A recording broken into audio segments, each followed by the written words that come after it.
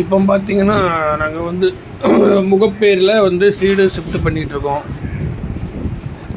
மழை பயங்கரமாக பெஞ்சிட்டு தான் இருக்குது. இருந்தாலும் கவர் போட்டு வேலை நடந்துகிட்ருக்கு. முகப்பேர் டு பாடி போகுது. இது மலையில் கீழ் வீடு. நல்லா எல்லாமே கஸ்டமரே பேக் பண்ணி வச்சதால ஈஸியாக வேலை முடியுது.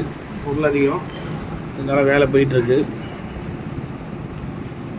பொருள் நினையாமல் இருக்குது. ஃபுல்லாக தார்பாய் சுற்றி வச்சுருக்கோம், அதனால் பிரச்சனை இல்லை. ரெண்டாவது ரொம்ப கண்ணாடி பொருளாக இருக்கட்டும், இல்லை முக்கியமாக நனைகிற சோஃபாவாக இருக்கட்டும், பெட்டாக இருக்கட்டும், எல்லாமே ஃபிலிம் ரோல் கண்டிப்பாக சுற்றிடுவோம்.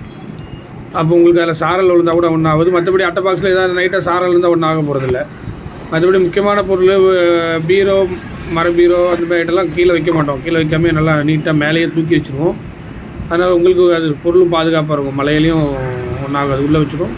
ரெண்டாவது தார்பாயெல்லாம் கம்ப்ளீட்டாக ஃபுல்லோ எதுக்கு தார்பாய் கூண்டு வண்டி போடாமல் இது பண்ணுறோன்னா, ஏன்னா உங்களுக்கு வந்து மேலே பொருள் எதுவும் அடுக்கிறதுக்கு கம்மியாக இருந்தால் அதில் அடிக்க கொண்டு வந்துடலாம். கூண்டு வண்டியில் அடுக்க கஷ்டம்.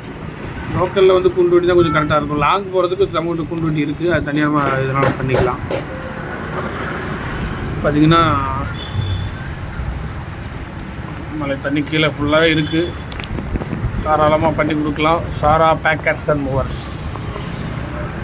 என்றும் உங்களுடன் அன்புடன்.